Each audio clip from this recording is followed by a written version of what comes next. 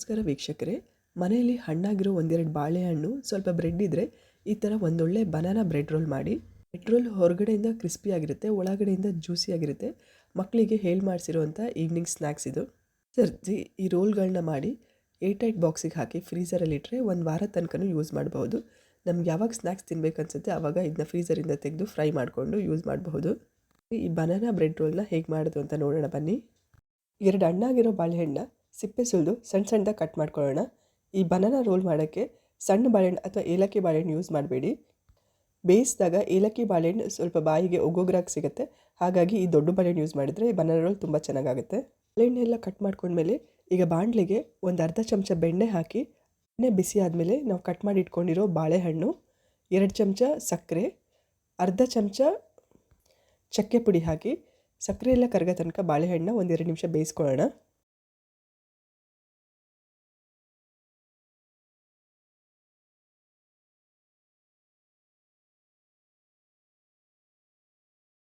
ಬಾಳೆಹಣ್ಣು ಸಕ್ಕರೆ ಎಲ್ಲ ಕರಗಿ 1-2 ನಿಮಿಷ ಚೆನ್ನಾಗಿ ಬೆಂದ ಮೇಲೆ ಈಗ ಇದಕ್ಕೆ 1 ಚಮಚ ಅಕ್ಕಿ ಹಿಟ್ಟು ಹಾಕಿ ಚೆನ್ನಾಗಿ ಮಿಕ್ಸ್ ಮಾಡ್ಕೊಳ್ಳೋಣ. ಅಕ್ಕಿ ಹಿಟ್ಟು ಹಾಕಿದ್ಮೇಲೆ ಸ್ಟಫಿಂಗ್ ಎಲ್ಲ ತಳ ಬಿಡೋ ತನಕ 1-2 ನಿಮಿಷ ಮೀಡಿಯಮ್ ಫ್ಲೇಮಲ್ಲಿ ಬೇಯಿಸ್ಕೊಳ್ಳೋಣ. ಹೌದು, ಸ್ಟಫಿಂಗ್ ಎಲ್ಲ ನೀಟಾಗಿ ಬಾಣಲೆ ತಳ ಬಿಡ್ತಿದೆ. ಈ ಟೈಮಲ್ಲಿ ಸ್ಟವ್ನ ಆಫ್ ಮಾಡಿ ಬಾಣಲೆನ ತಣ್ಣಗಾಕ್ಬಿಡೋಣ. ನಾನು ಬ್ರೆಡ್ ರೋಲ್ಗೆ ಒಂದು 7-8 ಪೀಸ್ ಬ್ರೆಡ್ ತೊಗೊಂಡಿದ್ದೀನಿ. ಈ ಬ್ರೆಡ್ದು ಸೈಡ್ಸ್ ಎಲ್ಲ ಕಟ್ ಮಾಡಿಕೊಂಡು ಬ್ರೆಡ್ನ ಲಟ್ಟಣಿಗೆಯಿಂದ ಫ್ಲ್ಯಾಟ್ ಆಗೋ ತನಕ ಲಟ್ಟಿಸ್ಕೊಳ್ಳೋಣ. ಲಟ್ಟಿಸ್ಕೊಂಡಿರೋ ಬ್ರೆಡ್ಗಳನ್ನೆಲ್ಲ ಒಂದು ಪ್ಲೇಟಲ್ಲಿಟ್ಟು ಅದ್ರ ಮೇಲೆ ಒಂದು ಬಟ್ಟೆ ಅಥವಾ ಇನ್ನೊಂದು ಪ್ಲೇಟ್ ಮುಚ್ಚೋಣ, ಸೊ ಅದು ಬೇಗ ಬ್ರೆಡ್ ಡ್ರೈ ಆಗದೆ ಇರಲಿ ಅಂತ ಹೇಳಿ. ಮಾಡಿ ಇಟ್ಕೊಂಡಿರೋ ಬ್ರೆಡ್ದು ಸೈಡ್ ಅಂಚುಗಳನ್ನೆಲ್ಲ ಒಂದು ಬಾಣಲೆಗೆ ಹಾಕಿ ಮೀಡಿಯಮ್ ಫ್ಲೇಮಲ್ಲಿ ಬಿಸಿ ಮಾಡ್ಕೊಳ್ಳೋಣ. ಸ್ವಲ್ಪ ಕ್ರಿಸ್ಪಿ ಆಗೋ ತನಕ ಬಿಸಿ ಮಾಡ್ಕೊಳ್ಳೋಣ. ತಣ್ಣಗಾಗಿರೋ ಬ್ರೆಡ್ ಎಡ್ಜಸ್ಗಳನ್ನೆಲ್ಲ ಮಿಕ್ಸಿ ಜಾರಿಗೆ ಹಾಕಿ ನುಣ್ಣಗೆ ಪುಡಿ ಮಾಡ್ಕೊಳ್ಳೋಣ. ಬ್ರೆಡ್ ಕ್ರಮ್ಸ್ ರೆಡಿಯಾಗಿದೆ. ಈ ರೆಡಿಯಾಗಿರೋ ಬ್ರೆಡ್ ಕ್ರಮ್ಸ್ನ ಸ್ವಲ್ಪ ಒಂದು ತಟ್ಟೆಗೆ ಹಾಕಿಟ್ಕೊಳ್ಳೋಣ. ಎಷ್ಟು ಬೇಕು ಈಗ ಅಷ್ಟು ತಟ್ಟೆಗೆ ಹಾಕ್ಕೊಂಡು ಬಾಕಿ ಉಳಿದಿರೋದನ್ನ ಒಂದು ಏರ್ಟೈಟ್ ಕಂಟೈನರ್ಗೆ ಹಾಕಿ ಫ್ರೀಝರಲ್ಲಿಟ್ಟರೆ ಯಾವಾಗ ಬೇಕಾದರೂ ಯೂಸ್ ಮಾಡ್ಕೋಬಹುದು. ಒಂದು ಬೌಲಲ್ಲಿ 3 ಚಮಚ ಮೈದಾ ಹಿಟ್ಟು, ಸ್ವಲ್ಪ ನೀರು ಹಾಕಿ ಗಂಟಿಲ್ದಿರೋ ಥರ ತೆಳು ದೋಸೆ ಹಿಟ್ಟು ಅದಕ್ಕೆ ಹಿಟ್ಟನ್ನ ರೆಡಿ ಮಾಡ್ಕೊಳ್ಳೋಣ. ನೋಡಬಹುದು, ಈ ಅದಕ್ಕೆ ಸ್ಲರಿ ಇದ್ದರೆ ಆಯಿತು. ಫ್ಲ್ಯಾಟಾಗಿ ಲಟ್ಟಿಸ್ಕೊಂಡಿರೋ ಬ್ರೆಡ್ ಮೇಲೆ ರೆಡಿ ಮಾಡಿ ಇಟ್ಕೊಂಡಿರೋ ಬನಾನಾ ಸ್ಟಫಿಂಗ್ ಹಾಕೊಳ್ಳೋಣ. ಬನಾನಾ ಸ್ಟಫಿಂಗ್ ಹಾಕಿದ ಮೇಲೆ ಬ್ರೆಡ್ಡಿಂದು ಸೈಡ್ಗೆಲ್ಲ ಸ್ವಲ್ಪ ನೀರನ್ನ ಸವರ್ಕೊಳ್ಳೋಣ. ಹೀಗೆ ಸವರೋದ್ರಿಂದ ರೋಲ್ ಮಾಡಿದಾಗ ಬ್ರೆಡ್ ಓಪನ್ ಆಗೋಲ್ಲ. ಸೊ ಈಗ ಈ ಬ್ರೆಡ್ನ ರೋಲ್ ಮಾಡ್ಕೊಳ್ಳೋಣ. ರೋಲ್ ಮಾಡಿ ಅದ್ರದ್ದು ಅಂಚನ್ನೆಲ್ಲ ಚೆನ್ನಾಗಿ ಪ್ರೆಸ್ ಮಾಡ್ಕೊಳ್ಳೋಣ, ಅದು ಓಪನ್ ಆಗದಿರೋ ಥರ. ಇದಿರೋ ಬ್ರೆಡ್ಗಳನ್ನೆಲ್ಲರೂ ಇದೇ ಥರ ಬ್ರೆಡ್ ರೋಲ್ ರೆಡಿ ಮಾಡ್ಕೊಳ್ಳೋಣ.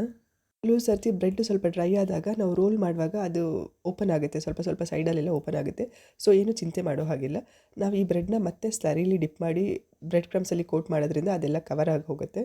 ರೆಡಿ ಮಾಡಿ ಇಟ್ಕೊಂಡಿರೋ ಬ್ರೆಡ್ ರೋಲ್ಗಳನ್ನೆಲ್ಲ ಬ್ರೆಡ್ ಕ್ರಮ್ಸಲ್ಲಿ ಡಿಪ್ ಮಾಡೋಕ್ಕೆ ನಾವು right hand left hand rule use ಮಾಡಬೇಕಾಗುತ್ತೆ. ನಾವು ಬಲ್ದ ಕೈ ಯೂಸ್ ಮಾಡಿ ನಾವು ರೆಡಿ ಮಾಡಿರೋ ಬ್ರೆಡ್ ರೋಲ್ನ ಸ್ಲರಿ ಒಳಗೆ ಡಿಪ್ ಮಾಡ್ಕೊಳ್ಳೋಣ.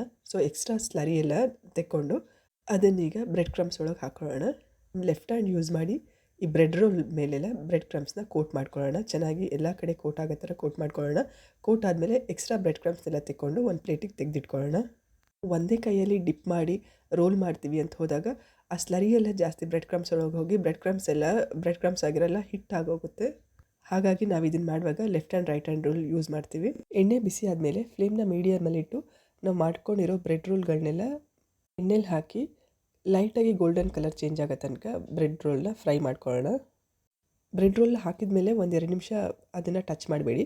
ಸೊ ನಾನು ಇಲ್ಲಿ ಸ್ಟೀಲ್ ಬಾಣಲೆ ಯೂಸ್ ಮಾಡೋದ್ರಿಂದ 2 ನಿಮಿಷ ಆದಮೇಲೆ ಅದ್ರ ಸೈಡ್ಸ್ನ ಬಿಡಿಸ್ಕೊತೀನಿ. ನಾನ್ ಸ್ಟಿಕ್ ಪ್ಯಾನ್ ಆದರೆ ಏನು ಚಿಂತೆ ಮಾಡೋ ಹಾಗಿಲ್ಲ, ಏನು ಅದ್ರ ತಳಕ್ಕೆ ಅಂಟ್ಕೊಳ್ಳಲ್ಲ. ಉಲ್ಟಾ ಪುಲ್ಟಾ ಮಾಡ್ತಾ ಬ್ರೆಡ್ ರೋಲ್ನೆಲ್ಲ ಲೈಟಾಗಿ ಗೋಲ್ಡನ್ ಕಲರ್ ಚೇಂಜ್ ಆಗೋ ತನಕ ಬೇಯಿಸ್ಕೊಳ್ಳೋಣ. ಹೊರಗಡೆ ಕ್ರಿಸ್ಪಿಯಾಗಿ ಒಳಗಡೆ ಜ್ಯೂಸಿಯಾಗಿರೋ ಬನಾನಾ ಬ್ರೆಡ್ ರೋಲ್ ರೆಡಿಯಾಗಿದೆ. ನೀವು ಟ್ರೈ ಮಾಡಿ ಹೇಗಾಗಿದೆ ಅಂತೇಳಿ ಕಮೆಂಟ್ ಮಾಡಿ ತಿಳಿಸಿ. Thanks for watching the video.